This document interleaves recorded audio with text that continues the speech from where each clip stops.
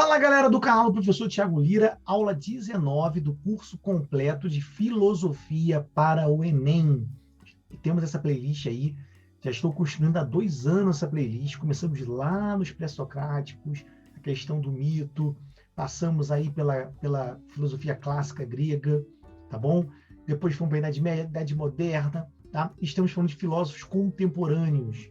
Aula passada eu falei de Michel Foucault, tá? Michel Foucault foi um filósofo muito importante, cai muito no Enem, sua relação ali com a temática do poder, tá? Só que eu não poderia, numa playlist completa, deixar de falar dessa filósofa aqui, ó, a filósofa Hannah Arendt, tá? Hannah Arendt, inclusive, morre 10 anos antes de Foucault. Ela morre em 75, acho, e Foucault em 84. Ah, Thiago, então você deveria ter falado da Hannah Arendt antes, talvez sim. Porque a filosofia da Hannah Arendt é muito focada na Segunda Guerra Mundial, né? E no regime totalitarista de Hitler, o fascismo de Mussolini, enfim, toda a filosofia dela. A Hannah Arendt é uma daquelas filósofas que a vida dela, de fato, né, de carne e osso, como dizia o filósofo espanhol Miguel de Unamuno, né? A filosofia de carne e osso influencia toda a sua visão, todo o seu pensamento filosófico, tá? Então, Hannah Arendt, a filosofia dela é muito ligada, sim, não tem como dizer que não, aos regimes totalitários da Segunda Guerra Mundial, não só da Segunda Guerra Mundial, ela também tece muita crítica à União Soviética, tá? De Stalin, Lenin, e, consequentemente, uma crítica muito grande a Marx. Gente, Hannah Arendt, vamos lá, vamos pensar comigo, porque é uma filósofa muito importante que você pode também usar no Enem, tá? Porque na redação do Enem, porque é um tema que não pode acabar. A gente realmente precisa pensar sempre o que foi, por exemplo, a questão do Holocausto, né? A questão do Holocausto, a perseguição aos judeus. Hannah Arendt, pessoal, foi uma filósofa, teórica política, né? Ela era uma judia que nasceu na Alemanha, tá? Então ela realmente vivenciou de perto a perseguição nazista, tudo bem? Inclusive isso vai, como eu falei, margear toda a sua pesquisa filosófica, tudo bem? Tá? Então, pessoal, Hannah Arendt, o que acontece com a filosofia da Hannah Arendt? Em primeiro lugar, quero indicar o filme dela, tá? O filme dela, basta botar na internet aí, Hannah Arendt é um filme que conta a história dela, acho que é muito interessante para você conhecer mais a obra da Hannah Arendt. O seu grande livro, tá? Não é esse só, mas o grande livro dela é As Origens do Totalitarismo, né? Ela tem outras, como A Condição Humana, Eichmann em Jerusalém, Entre o Passado e o Futuro, várias obras importantes da Hannah Arendt. Mas o que eu quero centrar aqui para vocês é o conceito dela de banalidade do mal. Galera, existe um filme chamado O Ovo da Serpente, tá? O Ovo da Serpente, por que esse nome, né? Porque o ovo da serpente, teoricamente, é só um ovo. Mas se você não prestar atenção, vai nascer dali uma serpente e é o mal. O Ovo da Serpente é um filme que você pode achar, inclusive acho que no YouTube, que vai contar um romance ali de 2 jovens e tal, mas o pano de fundo era o crescimento dos regimes totalitaristas e, enfim, nascendo ali, tá, o discurso do ódio, realmente, o discurso do ódio ao outro, o discurso de ódio àquelas pessoas que eram judias, né? Enfim, o antissemitismo aí, entre outras características horrorosas dos regimes totalitários, mas, como o nome do filme já diz, O Ovo da Serpente, cresceram essas ideologias, tá? Muita gente apoiou, não foi algo assim totalmente imposto, não é verdade? Muita gente comprou realmente as ideias de Adolf Hitler, por exemplo, tá? Muita gente não, mas muita gente comprou. Então esse filme vai contar com pano de fundo realmente isso. O ovo está chocando e ninguém está fazendo nada. Muito pelo contrário, o discurso está crescendo e bem, mostra como que a população vai recebendo o discurso realmente, vai olhando, por exemplo, o judeu que mora do seu lado, prosperando e etc e tal, né? E como que a população alemã e outras populações começavam já a encarar, por exemplo, o judeu como um inimigo, né? Um inimigo. Bom, esse filme é muito interessante, O Ovo da Serpente, e também indico o filme aí da própria filósofa Hannah Arendt, contando a história dela, tá? Gente, olha só, vamos lá. Nesse livro, A Origem do Totalitarismo, é um livro muito interessante. Aqui no prefácio, eu vou ler um parágrafo para vocês. Ela fala assim, ó, o Terceiro Reich, né, que é nada mais nada menos do que o nazismo, né? Do que o sistema de governo de Adolf Hitler. Eles, assim, no qual o Terceiro Reich era um sistema de governo do Adolf Hitler, todo cidadão tinha de provar que não era judeu ou descendente dos judeus. Em seguida de uma guerra mundial de ferocidade nunca vista que culminou, finalmente, com o surgimento do genocídio, crime até então desconhecido em meio à civilização ocidental. Creio, ela diz, ser óbvio que isso não exige, não apenas lamento e denúncia, mas também compreensão. Este livro, ela fala, Origem do Totalitarismo, este livro é uma tentativa de compreender os fatos que, à primeira vista, pareciam só apenas ultrajantes. Por isso que eu cito o filme O Ovo da Serpente, né, que vai mostrar os bastidores ali daquele discurso de ódio, né? No caso do Adolf Hitler, né? A raça ariana, aquela raça superior, né?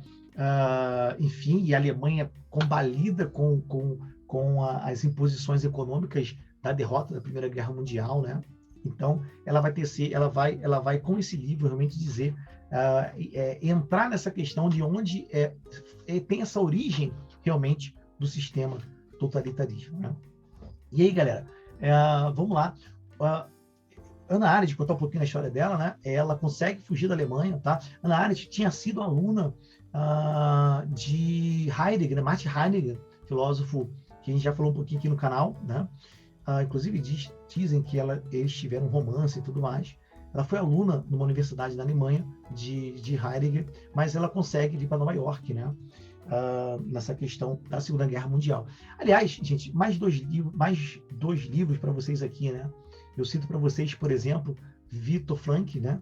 Que escreveu Em Busca de Sentido, né? É uma espécie de uma psicologia que ele desenvolveu, né? Dentro do campo de concentração, inclusive chamado de logoterapia. Muito interessante esse livro. E o outro livro é do Primo Levi, né? Chamado É Isto o Homem? Salve engano aí. É Isto o Homem? Né? Onde ele fala a seguinte frase, né? Ele fala a seguinte frase: se Auschwitz, que foi o grande campo de concentração, existiu, Deus não existe. Alguma coisa nesse sentido, o Primo Levi vai falar. Então, outros dois livros. Filmes de Segunda Guerra tem vários, né? O Menino do Pijama Listrado, A Vida é Bela, né? O filme A Lista de Schindler, né? Também filmaço, né? Que vai contar ali a questão da Segunda Guerra Mundial. Mas a Hannah Arendt, então, ela vai nessa pegada, tá? Da origem do totalitarismo, e ela vem, então, para Nova York, tudo bem?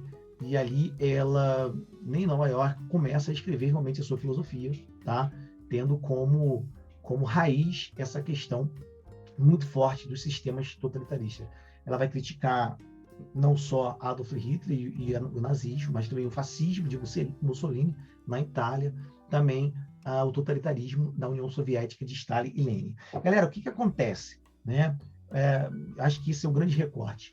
Para o Enem, claro, Hannah Arendt, ela tem um conceito de banalidade do mal. O que acontece? Hannah Arendt foi convidada por um jornal a cobrir, tá, o julgamento de Eichmann, que era Eichmann foi um funcionário, né, entre aspas, do nazismo, né, e ele foi capturado em Buenos Aires muito depois da Segunda Guerra Mundial, e ele foi condenado, ele foi para Jerusalém para ser condenado, para ter um julgamento e tudo mais. E ela vai cobrir todo esse julgamento, as entrevistas, as perguntas, né, e vai depois relatar no seu livro Eichmann em Jerusalém. O que é interessante é que ela vai distinguindo ali o mal, né, por exemplo, praticado por Adolf Hitler, um mal orquestrado, um mal intelectual, e, enfim, mas também aquele mal que habita no cidadão mais comum, né? Eichmann era só um cumpridor de ordens, que não questionava, e por ali vai, né? A própria figura de Eichmann dentro do julgamento em Jerusalém vai mostrando isso, ele só cumpria a ordem. Eichmann queria só crescer, por exemplo, usar uma roupa melhor, e etc., né? E nisso ela vai falando que, olha, a banalidade do mal está aí, né? À medida que as pessoas vão ficando indiferentes às questões políticas, né? As pessoas são manipuladas, né? Manipuladas, elas podem ali tomar atitudes cruéis em relação ao ser humano e achar que essas atitudes são normais. Por isso que ela vai desenvolver, então, essa ideia de banalidade do mal, né? Esse julgamento foi em 1961, né, que ela foi assistir e foi amando, né, e foi cobrindo por meio de um jornal e tudo mais. Então, galera, a questão da banalidade do mal é um ponto muito forte na obra de Hannah Arendt, tá? Então, é isso que vocês devem levar para o Enem. Hannah Arendt, ela é uma filósofa que vai pensar realmente o que é o sistema totalitarista, como que ele cresce, como que o discurso ele entra realmente na corrente sanguínea do ser humano, que quando se vê realmente ele está praticando atos, enfim, ele tá comprando a ideia realmente de sistemas que vão contra realmente a natureza, da dignidade da pessoa humana. Aliás, pessoal, fazendo um recorte aqui no campo jurídico, esse princípio de dignidade da pessoa humana é um princípio costurado, né, depois da Segunda Guerra Mundial. Muitos nazistas, nos julgamentos, eles diziam que só estavam cumprindo a lei, né? Só estavam cumprindo a lei em vigor, a lei nazista, eu só estava cumprindo, né? E ali se discute realmente essa questão, até onde vai o direito, até onde vai a moral, né? A moral e o direito se tocam, se exclui, né? Enfim, é muito interessante isso, né? E acima de um direito puro, citando aqui um jurista, Hans Kelsen, que escreveu A Teoria Pura do Direito, né? Com viés um pouco positivista, vamos dizer assim, o direito ele precisava de princípios, né? Princípios que pudessem margear a atuação legislativa, ou seja, uma lei, se ela fosse contra princípios como a dignidade da pessoa humana, por exemplo, o princípio da igualdade, da isonomia, todos são iguais perante a lei, está na nossa Constituição, no artigo 5º, por exemplo, né, que garante os direitos fundamentais do cidadão brasileiro, né, e dos estrangeiros também, que aqui estão, se esse direito, se essa norma jurídica fosse contra realmente esses princípios, que são mais ligados à ética, moral, não devem ser cumpridos, né? Então, quando você tem os nazistas sendo julgados e citando que só cumpriam as leis, né, todo o sistema jurídico também começa a entrar em xeque e ser questionado, né? E aí começa novas questões da teoria do direito, né? Que não é o nosso foco aqui. Eu acho interessante esse recorte, tá? Então, pessoal, Hannah Arendt, o que vocês têm que pensar?